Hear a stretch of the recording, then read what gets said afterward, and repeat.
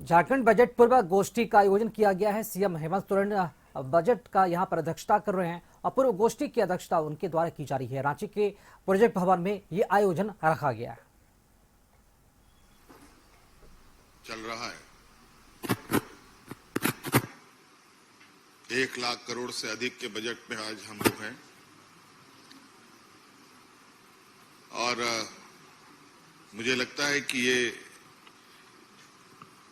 आने वाले समय में ये लगातार इसमें वृद्धि भी होगी, क्योंकि डिमांड भी उसी तरीके से हैं।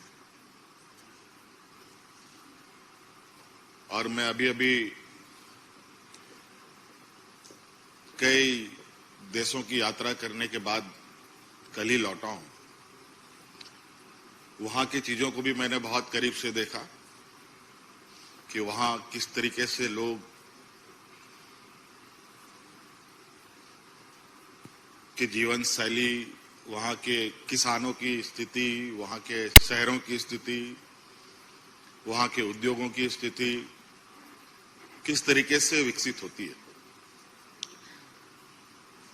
तो कहीं ना कहीं कई नीतियां ऐसी होती हैं जहां अलग अलग क्षेत्रों को प्रभावित करती है, चाहे उद्योग हो, चाहे कृषि हो, चाहे पर्यटन हो। और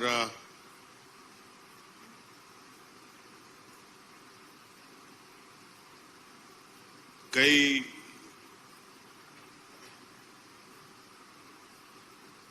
चीजें वहां के आर्थिक समृद्धि का भी बहुत बड़ा योगदान है कि उनके पास आर्थिक संसाधन इतनी मजबूत होती है कि बहुत सारे काम करने में उनको बहुत आसानी भी होती है।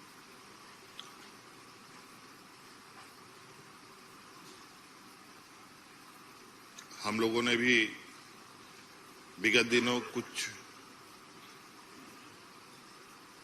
टारगेट के साथ काम करना प्रारंभ किया है, जैसे टूरिज्म पर थोड़ा फोकस है, एग्रीकल्चर पर हमारा फोकस है, स्पोर्ट्स पर फोकस है, एजुकेशन पर फोकस है, आधारभूत संरचनाओं पर भी फोकस है।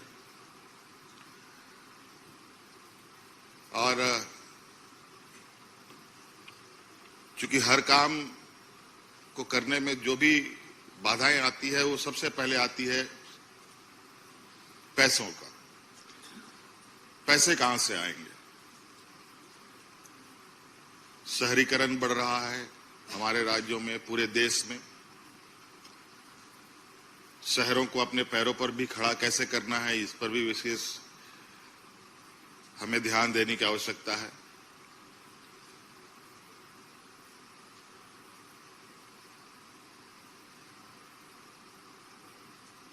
गांव से लोग प्रखंडों में आकर के अपनी बेहतर भविष्य तलाशने का प्रयास करते हैं। प्रखंड के लोग डिस्ट्रिक्ट में आकर के अपने बेहतर भविष्य की तलाश करने का प्रयास करते हैं। डिस्ट्रिक्ट के लोग राजधानी में आकर के अपने बेहतर भविष्य की तलाश करने का प्रयास करते हैं। तो इस तरीके से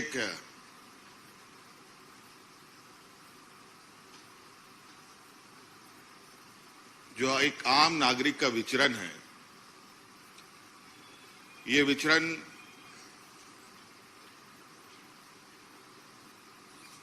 अनवरत ये एक साइकिल है जो चलेगा। तो हमें भी अपने अर्थव्यवस्था को उस तरीके से ही चलाना पड़ेगा जिसके माध्यम से हम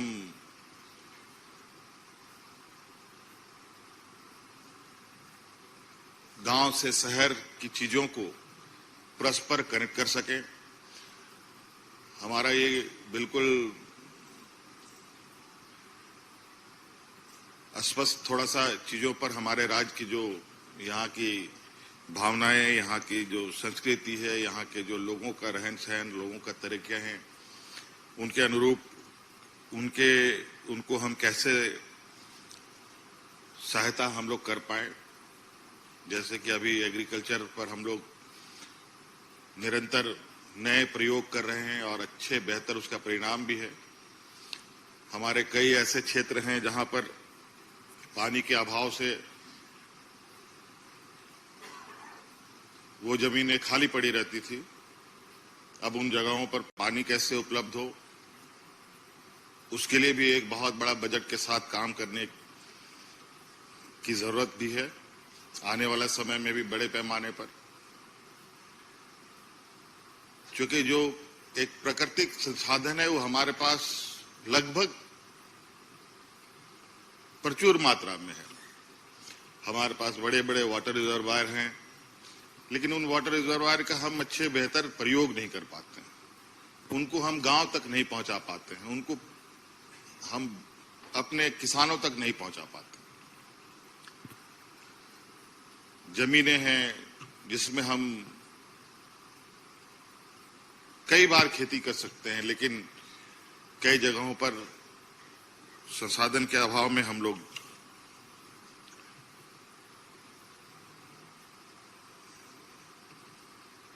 उसमें भी कहीं थोड़ा पीछे हो जाते हैं। अब चूंकि नया जनरेशन भी आ रहा है, नए जनरेशन की एक डिमांड अलग है। नई जनरेशन अब थोड़ा सा एग्रीकल्चर साइड से हट करके एक नए रास्ते की तलाश में है। उनके लिए भी एक चुनौती है, एक अच्छे बेहतर स्कूल, बेहतर कॉलेज, जहां वो आज के कॉम्पिटिटिव लाइफ में अपने को खड़ा कर पाए। इस दिशा में भी हमें एक मजबूत आधारभूत संरचनाओं की आवश्यकता पड़ेगी। स्वास्थ्य के क्षेत्र में भी कई चुनौतियां हैं, चूंकि हम लोग का ये राज्य थोड़ा चुनौती भरा है, चूंकि पहाड़, नदी, नाले, थोड़ा टेरेन हम लोग का जो भौगोलिक ये थोड़ा टफ है, जहां कई सारे चीजें जो हमें सुविधाएं पहुंचानी है उनमें भी चुनौतियां होती हैं, और कई सारे लोगों को भी कोई लाभ लेने में कई दिक्कतें आती हैं।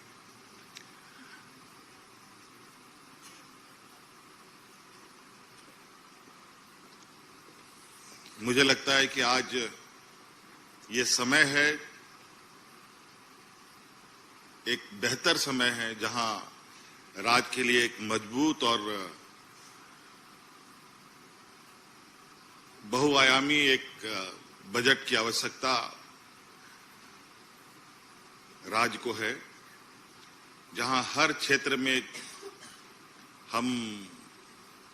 जहां हमें लगता है और हमें दिखता भी है कि राज्य में क्षमताओं की कमी नहीं है। हमारे यहाँ अच्छे किसान भी हैं, राज्य में अच्छे छोटे मझोले उद्यमी भी हैं, राज्य में अच्छे हमारे खेल के क्षेत्र में भी अच्छे नौजवानों का मौजूदगी है। पर्यटन के क्षेत्र में भी हम बहुत बेहतर स्थिति में अपने को खड़ा कर सकते हैं।